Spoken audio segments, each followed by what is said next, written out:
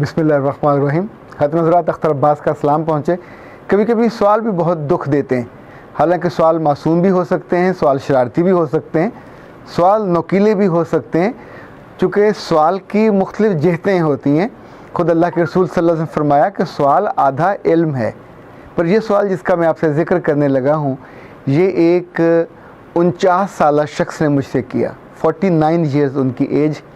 اور انہوں نے سوال مجھ سے یہ پوچھا ہے کہ جس کی اس عمر میں شادی ہونے والی ہو کسی 19-20 سالہ لڑکی سے، تو کیا اس کو تجرباتی طور پہ کہ اس کی شادی کہیں ناکام نہ ہو جائے، کسی اور سے سیکس کر کے اپنے آپ کو کمفرٹیبل کر لینا چاہیے، اپنے آپ کو کھڑا کر لینا چاہیے اور اعتماد حاصل کر لینا چاہیے؟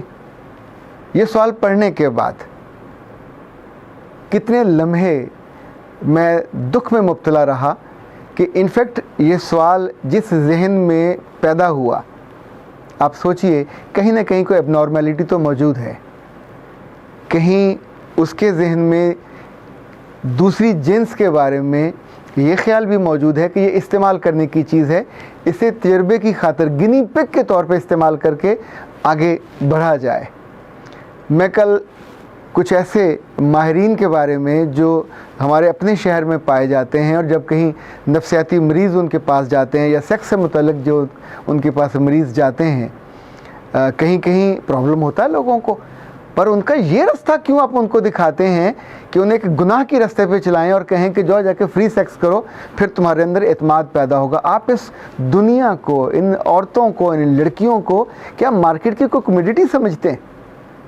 یعنی یہ راندہ درگاہ چیزیں ہیں، پھینکی ہوئی چیزیں. آپ جاؤ گے، استعمال کرو گے اور ان کو استعمال کر کے واپس آ جاؤ گے اپنی سہولت کے لیے، اپنے آرام کے لیے. یعنی جس خیال کو آپ کے دل میں آتے ہوئے 100 دفعہ حیا انسان کو آتی ہے، آپ کیسی بات کر رہے ہیں؟ یعنی بات یہ سوچنے کا نوبت کیوں آتی ہے کہ جس کے ساتھ آپ یہ کرو گے اس کی زندگی کے ساتھ کھلواڑ، یا اس کو دھوکہ دے گو یا اس کو پیسے دو گے. اس کی زندگی، وہ بھی تو کسی کی بیٹی ہوگی، وہ بھی تو کسی کے گھر کی فرد ہوگی.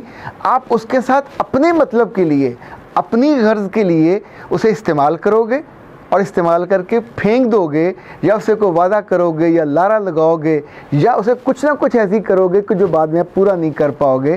ساری عمر اس کی بددعائیں آپ کا پیچھا کرے گی. یا آپ پھر کسی طائف کے پاس جاؤ گے. اور ایک بات یاد رکھیے گا، ہر چیز کے ساتھ اس کے ویئر اباؤٹس لگے ہوئے ہوتے ہیں. جب آپ وہاں جاؤ گے، ممکن ہے آپ نے 1 گھنٹے کا پے کیا، آپ نے وہ فائدہ اٹھا لیا، لیکن پھر وہاں سے جو بیماریاں لے کے آؤ گے ساری عمر آپ کے ساتھ رہیں گی. اور وہ بیماریاں اس معصوم خاتون کو بھی لگیں گی جو بدبختی آپ کی کہ آپ کے نکاح میں وہ آ گئی. اس کا کوئی قصور نہیں ہوگا، پر وہ بیماری آپ کے ساتھ ٹرانسفر ہوگی اس کو بھی، اور اس کی زندگی بھی عذاب بن جائے گی. خواتین حضرات، یہ زندگی تماشا نہیں ہے، یہ تجربہ گاہ نہیں ہے کہ جس میں ہم ایسے گھٹیا سوال سوچیں اور پھر پوچھنے بھی چلے جائیں کہ کیا ہم کو اپنی زندگی کی سہولت کے لیے، بھئی تمہیں کوئی پرابلم ہے، تمہارے اندر کوئی مردانہ کمزوری ہے، تمہارے اندر اعتماد نہیں ہے، اعتبار نہیں ہے، یا تم نے زندگی اتنی ساری برباد کر دی اور تم کو موقع نہیں ملا، یا کسی نے تم پہ اعتبار نہیں کیا، اور اب تم اپنے آپ کو اعتبار دلانے کے لیے، اعتماد حاصل کرنے کے لیے تم کسی کی زندگی سے کھیلنا چاہتے ہو، اس کی زندگی، اس کی عزت، اس کی عصمت کو برباد کرنا چاہتے ہو. یا تو تمہیں بہت زوم ہوگا کہ میرے پاس پیسہ بہت ہے تو پیسے کی بنیاد پہ کرو گے، یا تم کو زوم ہوگا کہ میں کہیں نہ کہیں سے اپنی زبان کی وجہ سے، زبان کی غلط استعمال یا مٹھاس کی وجہ سے، یا کہیں دھوکہ دے کے، جو بھی صورت ہو، یا اپنے کسی غریب رشتہ دار کی بچی کے ساتھ یہ کر لو گے، یا کسی نوکرانی کے ساتھ کر لو گے. آئی ڈونٹ نو کیا اس کے ذہن میں ہوگا، پر آپشن تو یہی اویلیبل ہیں جو مارکیٹ میں ہو سکتے ہیں. خواتین حضرات، یہ بہت نامناسب اور بہت ناواجب ہے. جب ایک بات جو میں نے سیکھی زندگی سے، کہ جب ہم کسی غلط چیز کے بارے میں سوچتے ہیں اور سوچتے چلے جاتے ہیں تو وہ ہو جاتی ہے. اس لیے جس راہ پہ چلنا نہ ہو اس کے بارے میں سوچنا نہیں چاہیے. میں آپ کو پورے یقین کے ساتھ یہ بتاتا ہوں کہ جیسے کب سب لڑکیوں کو پتہ ہوتا ہے کہ ماں بننا کتنا آسان ہے یا کتنا مشکل ہے؟ جب وہ وقت آتا ہے تو میرا رب ان کے جسم کو ویسے ڈھال دیتا ہے جو چیز کبھی انہوں نے تصور نہیں کی ہوتی، جس بات کا ان کو علم بھی نہیں ہوتا، وہ قدرتی طور پہ وہ پورا پروسیس ہو جاتا ہے، اور دنیا میں ایک نہیں، دو نہیں، ہزاروں نہیں، لاکھوں نہیں، کروڑوں بچے آتے ہیں اور ایک سسٹم پورا چلتا رہتا ہے۔